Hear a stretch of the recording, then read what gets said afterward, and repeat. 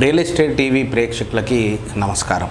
వ్యవసాయ భూమి విషయంలో కరెక్ట్గా 5 రోజుల క్రితం ఒక వీడియోని రిలీజ్ చేయడం జరిగింది.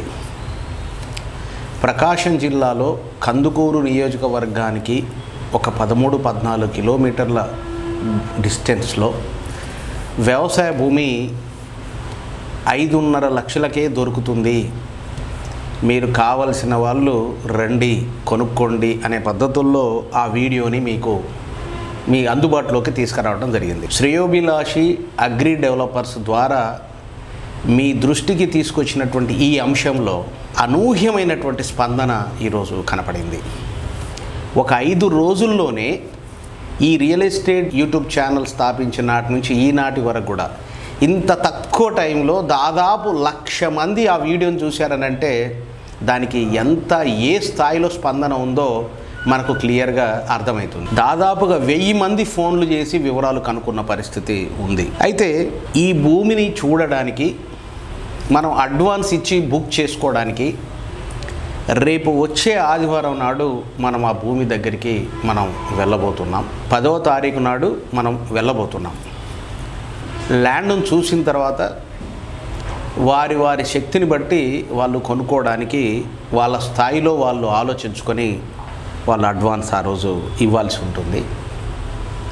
ఎలా వెళ్ళాలి, ఎట్లా వెళ్ళాలి ఏంటంటే, కొందరు సార్ మీరు ఒక వెహికల్ చూడండి మీతో పాటు వస్తాము అనేవాళ్ళు ఉన్నారు. సార్ మేము బస్సులో వస్తాము, ఎక్కడ దిగాలి ఎట్లా అనేవాళ్ళు కొందరు ఉన్నారు. సార్ మేము ట్రైన్కి వస్తాము అనేవాళ్ళు కూడా ఉన్నారు. కొంతమంది మా స్వంత వెహికల్లో వస్తామనే వాళ్ళు కూడా ఉన్నారు.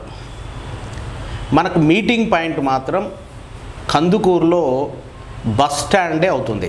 బస్ స్టాండ్ని ఒక ప్రధానమైన స్పాట్గా ఎంచుకొని అక్కడ మనకు ఛాయ్కి కానీ టిఫిన్కి కానీ ఇబ్బంది ఏమి ఉండదు. ఉదయం 11 గంటల వరకు అక్కడ మనం కలుసుకొని అక్కడి నుంచి మనం ల్యాండ్ దగ్గరికి వెళ్తాం. అయితే కారులో వచ్చే వాళ్ళు అక్కడికి రావాలి. ట్రైన్లో వచ్చే వాళ్ళు అయితే సింగరాయకొండ దగ్గర దిగి అక్కడి నుంచి లోకల్ బస్సులు ఉంటాయి, అక్కడి నుంచి కందుకూరుకి బయలుదేరి రావచ్చు. డైరెక్ట్గా బస్సులో రావాలనుకునే వాళ్ళు డైరెక్ట్గా హైదరాబాద్ నుంచి కందుకూరుకే డైరెక్ట్ బస్సులు కూడా ఉన్నాయి. ప్రైవేట్ బస్సులు చాలా ఉన్నాయండి. మీరు నైట్ ఎక్కితే పొద్దునట్టు దిగుతారు అక్కడ. ఆ రకంగా అక్కడికి వస్తే అక్కడి నుంచి మా వాళ్ళు ఉంటారు. సో మా వాళ్ళు వెంట ఉండి ఆ ల్యాండ్ దగ్గరికి మిమ్మల్ని తీసుకొని పోవటం జరుగుతుంది. సో ఈ అవకాశాన్ని మీరు సద్వినియోగపరచుకోండి. అయితే గత వీడియో చూసిన తర్వాత చాలామంది చాలా రకాల ప్రశ్నలు అడుగుతున్నారు. అది ఉప్పు నీరా అంటే సముద్రంలో నీళ్ళే అక్కడ వస్తున్నాయా బోర్లో, లేకపోతే మంచినీరా అనేటువంటి ప్రశ్న. ఈ ప్రశ్నకు సమాధానం ఏంటంటే మంచినీళ్ళే. మా వాళ్ళు తీసుకున్నటువంటి ల్యాండ్లో బోర్లు కూడా వేశారు. ఆ బోరు 100 ఫీట్ల దగ్గరే వాటర్ పడింది. కానీ ఎందుకైనా మంచిదని 200 ఫీట్ల వరకు కూడా లోతు వేశారు. డ్రింకింగ్ వాటరే వస్తుంది, అక్కడ మంచినీరే వస్తుంది. సరే, సముద్ర తీరానికి ఎంత దూరం అండి ఆ ల్యాండ్ అని అడుగుతున్నారు. ఏరియల్ డిస్టెన్స్ అయితే 30 కిలోమీటర్లు అవుతుంది. అదేవిధంగా ఏమైనా లిటిగేషన్స్ ఉన్నాయా, ఇంత తక్కువ రేటుకి ఎందుకు వస్తాయి అని అడుగుతున్న వాళ్ళు కూడా ఉన్నారు. అంతటా ఎవరిని అడిగినా అక్కడ ఆ రేట్లు ఉన్నాయండి, లిటిగేషన్స్ ఏమీ లేవు. మేము పూర్తిగా దానిపైన స్టడీ చేసి మేము ఒక అవగాహనకు వచ్చిన తర్వాత లీగల్ ఒపీనియన్ తీసుకున్నాకనే మీ దృష్టికి తీసుకొస్తున్నాం. మేము కొనుక్కున్నాం కూడా. అటువంటి అనుమానం ఉన్నవాళ్ళు మీరు అడ్వాన్స్ ఇచ్చి పేపర్లు తీసుకోండి, జిరాక్స్ సెట్ ఇస్తాము. మీకు తెలిసిన లాయర్స్తో చూపించుకొని తర్వాత మీరు నిర్ణయం తీసుకోవచ్చు. ఎటువంటి లిటిగేషన్ లేదండి. దానికి బాధ్యతగా ఉండాలంటే కూడా we are ready to take responsibility అనే అంశాన్ని మీరు దృష్టిలో ఉంచుకోండి. ఎంత ల్యాండ్ అయినా తీసుకోవచ్చా, అక్కడ ఎంత ఉంది? ప్రస్తుతానికి 108 ఎకరాలు ఉంది.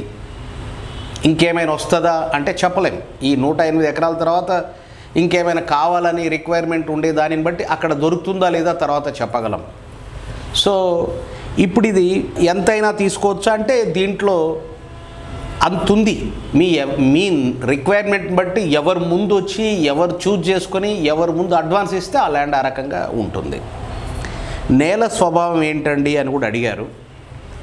ఈ 100 ఎకరాలలోనే కొంతవైపు రెడ్గా ఉంది, కొంతవైపు కాస్త బ్లాక్గా ఉంది, కొంతవైపు 2 మిక్స్ అయినట్టు కూడా ఉంది. గతంలో మంచి శనగలు పొగాకు కూడా దీంట్లో పండించారు. ఆ చుట్టుపక్కల అయితే సుబాబులు, అదేవిధంగా యూకలిప్టస్ చెట్లు బ్రహ్మాండంగా పంట పండుతూ ఉన్నాయి. ఇప్పుడు మనం సైటు పోయి చూసినా కూడా పోయిన సంవత్సరము పచ్చిమిర్చి పండించినటువంటి దాఖలాలు మనకు క్లియర్గా కనపడుతున్నాయి. అక్కడున్న బోర్లని ఉపయోగపెట్టుకొని అక్కడ కాడలు, చెట్లు ఎండిపోయి కాడలు మనకు కనపడుతూ ఉన్నాయి. ల్యాండ్ స్వభావం మాత్రం అది. లోపల ఏం రాక్స్ లేవండి. మీరు నిజంగానే, మా తమ్ముడు కూడా ఇటువంటి డౌట్ వచ్చింది.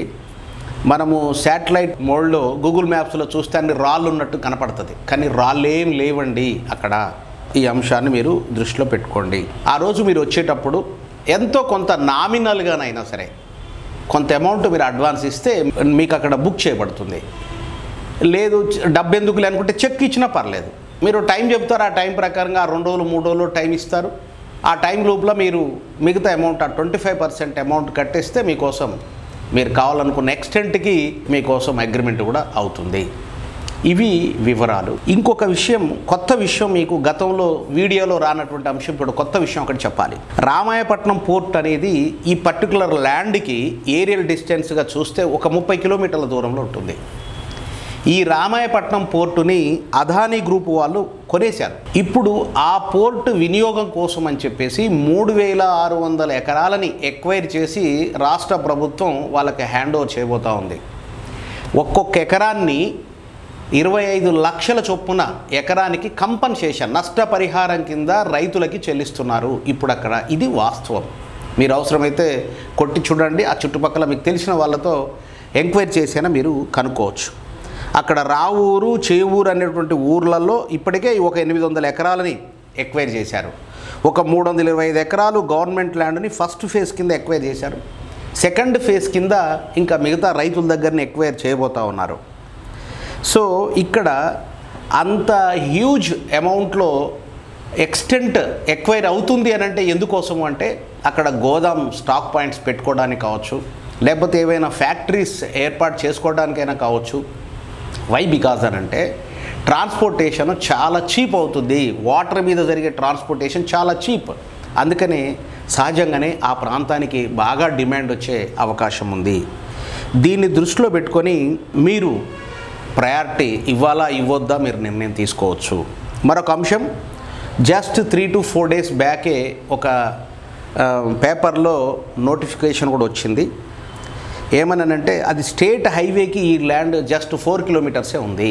ఈ ల్యాండ్లో నుంచే మనకు ఇప్పుడు బీటీ రోడ్డు వేయడానికి కాంట్రాక్టర్స్ కూడా పిలిచి ఉంది గవర్నమెంట్. బీటీ రోడ్డు కూడా వేస్తున్నారు, ల్యాండ్ కానుకొని వెళ్తుంది. ఇప్పుడు అక్కడ ఒక 25 ఫీట్ల వెడల్పుతోటి నార్మల్గా గ్రావెల్ రోడ్డు ఉంది.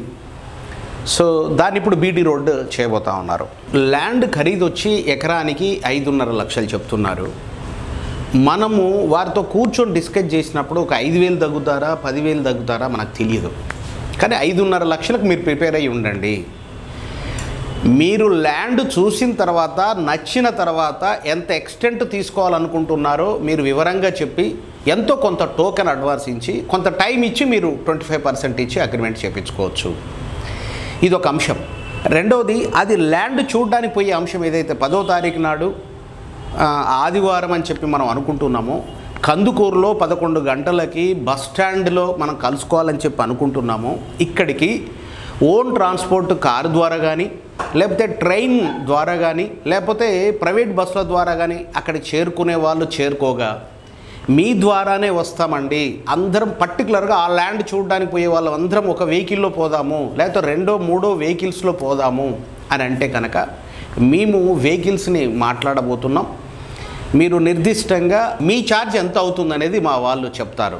ట్రావెల్ ఛార్జ్ నేను మాట్లాడే విషయం. సో మా వాళ్ళు అక్కడ డిస్ప్లే చేసే 4 ఫోన్ నెంబర్లకు మీరు కాల్ చేస్తే, ఏ ఒక్కదానికి కాల్ చేసినా సరే మా వాళ్ళు మీకు విషయం చెప్తారు.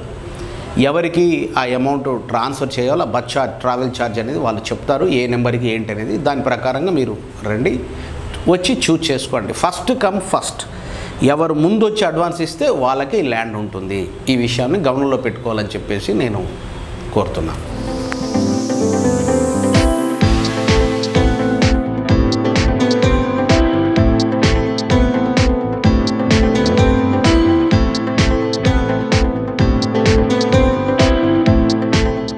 ఇలాంటి రియల్ ఎస్టేట్కి సంబంధించిన మరింత సమాచారం కోసం మా రియల్ ఎస్టేట్ టీవీని సబ్స్క్రైబ్ చేసుకోండి.